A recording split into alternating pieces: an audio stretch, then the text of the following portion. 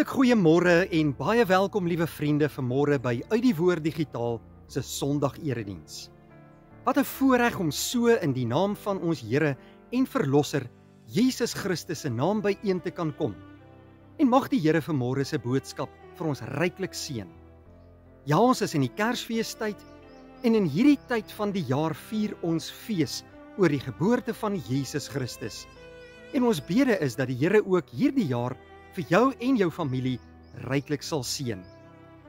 Jy's baie welkom om in te skakel by ons daaglikse oordenkings. Hier by Uit die Woord Digitaal stuur ons elke dag 'n oggendoordenking uit sodat jy jou dag reg kan begin. En jy's baie welkom om daarvan deel te wees. Stuur vir ons net jou naam en jou selfoonnommer na die nommer hier op die skerm en ons sal vir jou byvoeg. Dit is alles gratis. Dan wil ons baie dankie sê vir almal se skenkings en donasies wat ons bediening en ons kanaal ondersteun. Mag die Here ook jou skenkings so gebruik wat jy en ons oorbetaal dat ons sy koninkryk kan uitbrei. Ons doen ook diens van barmhartigheid, ons sorg vir bejaardes en ons koop ook Bybels vir mense wat nog nooit 'n Bybel gehad het nie. Maar bo-al sorg ons dat die woord van God op programme soos hierdie versprei kan word en dat ons saam kan bou aan die koninkryk van die Here. Dankie vir jou skenking. Liewe vriende, op hierdie pragtige dag het die Here vir ons 'n baie mooi boodskap. Kom ons luister na sy woord vandag en ons praat juis oor die betekenis van Kersfees. Is dit Bybels? Is dit heidens? Die Here het vandag vir ons 'n antwoord. Voordat ons begin, kom ons bid eers saam. Vader, baie dankie dat ons op hierdie mooi dag U naam kan aanroep in gebed en voor U kan buig, die lewende God van hemel en aarde.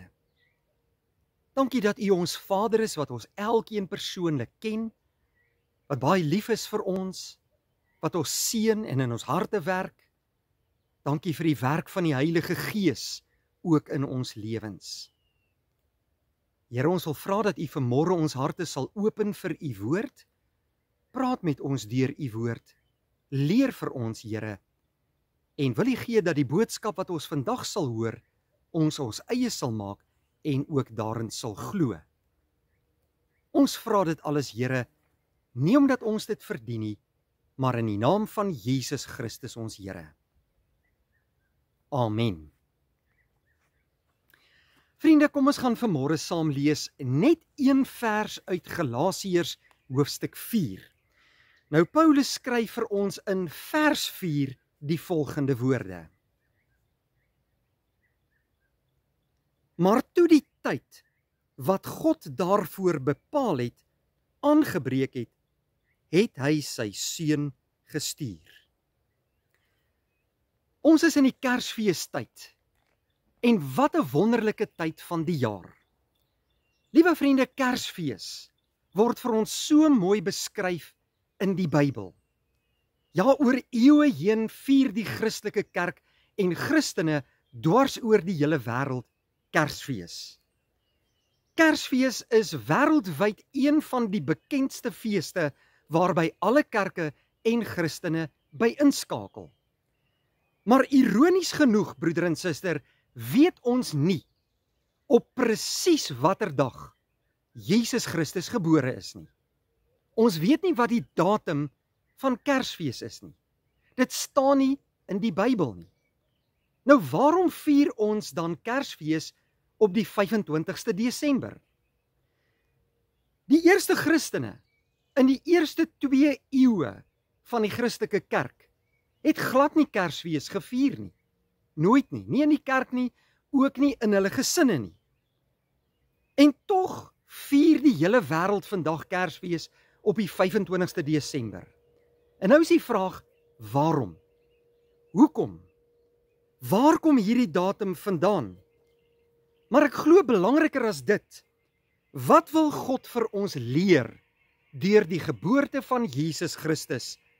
Maak nie saak watter dag dit was nie. Die antwoord lê nie in spekulasie nie, broeder en suster, maar in Jesus Christus self. Hy gee vir ons die antwoord. Die Bybel gee vir ons die antwoord.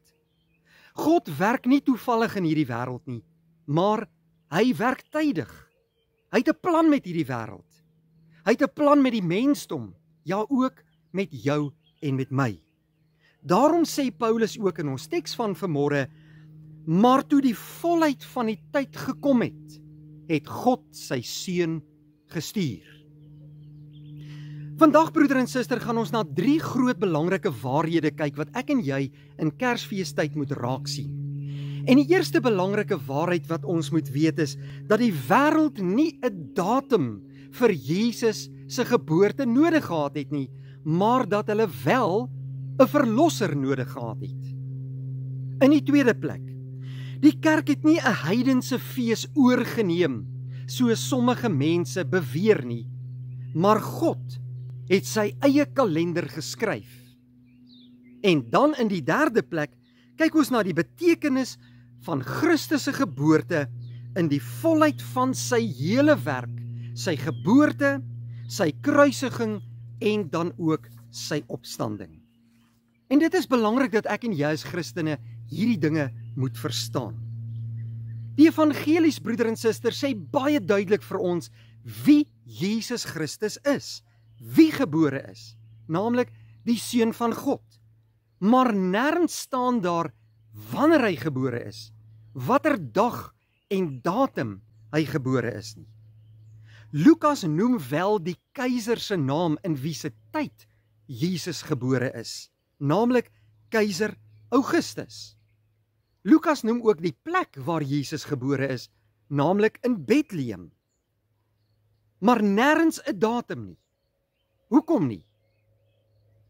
Want Lukas skryf nie 'n kalender nie, broeder en suster. Hy beskryf die evangelie van redding wat die Heilige Gees aan hom kom openbaar het.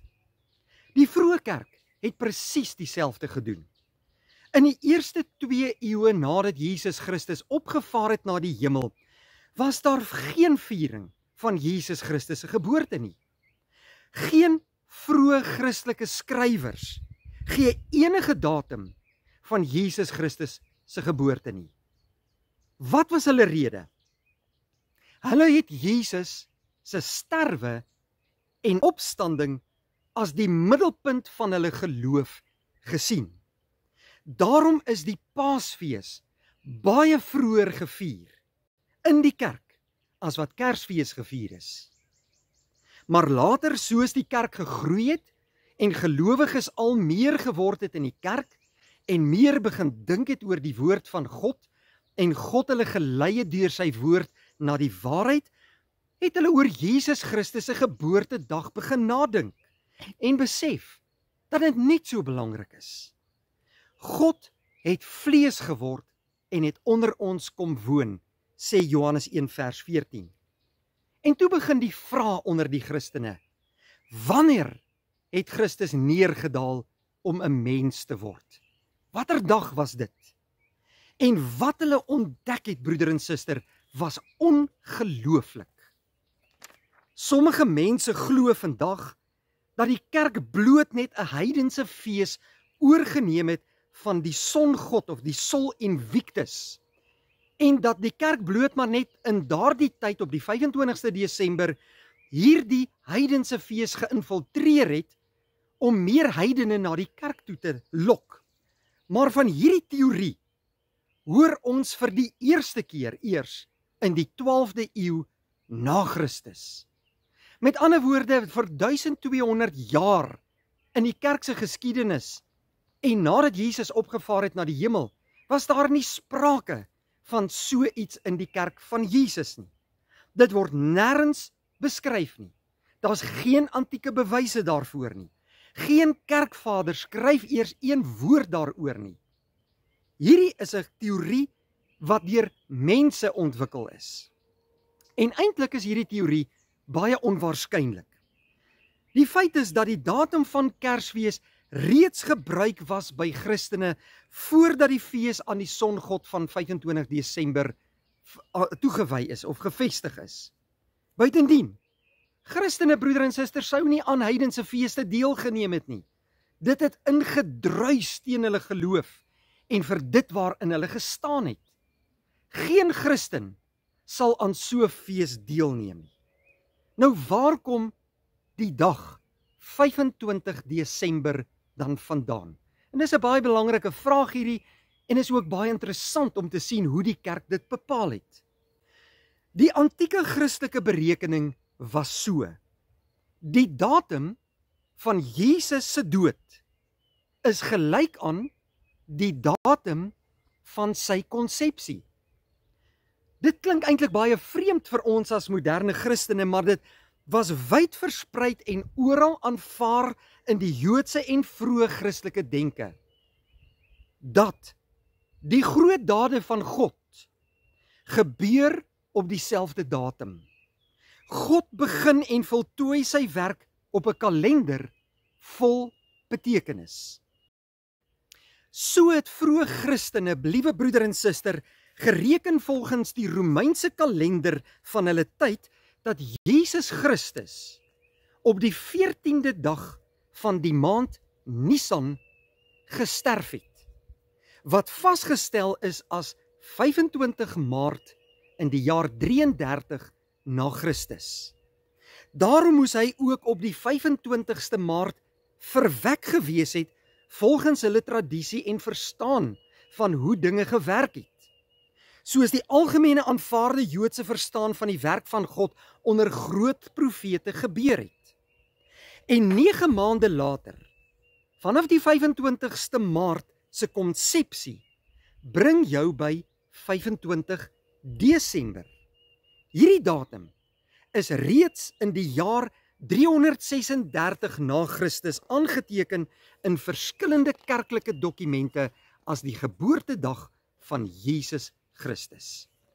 Liewe broeder en suster, en dit sien ons dan vanaf die 3de eeu, dat dit algemeen aanvaar was in die kerk en deur Christene, dat Jesus Christus se geboorte op 25 Desember was.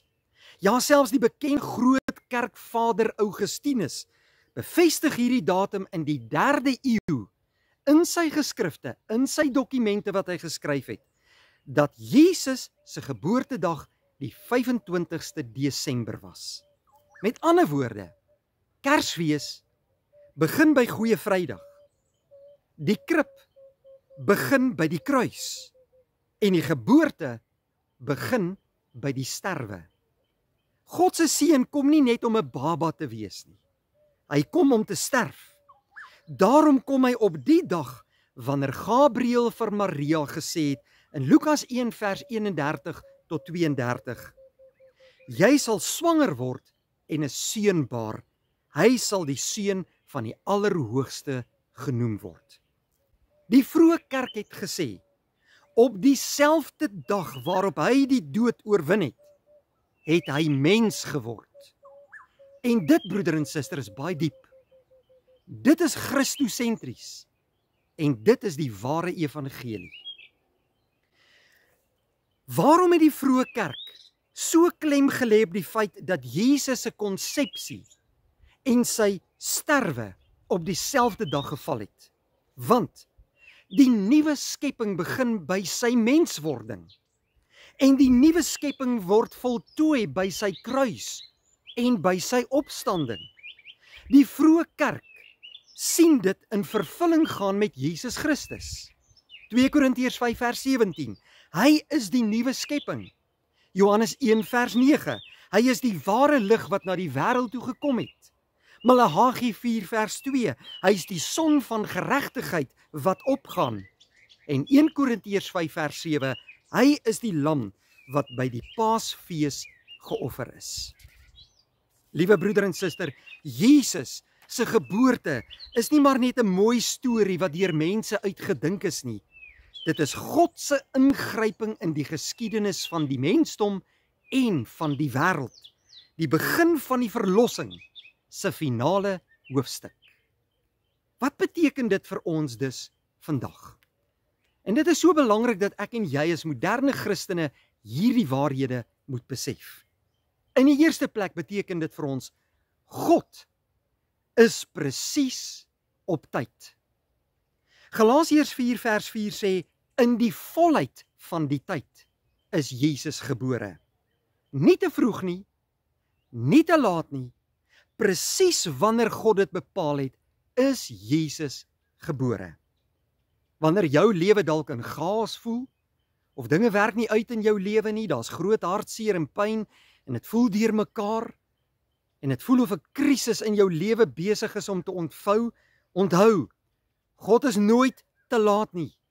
Hy was nie laat met die Messias nie, en hy's ook nie laat met jou nie. Hy's besig met 'n plan wat hy tot uitvoering bring. Jesus is in die volheid van die tyd gebore, op die regte tyd, soos wat God dit bedoel het, en soos God dit bepaal het. In die tweede plek, wat beteken dit nog vir ons vandag? Jesus is die middelpunt, nie die datum 25 Desember nie.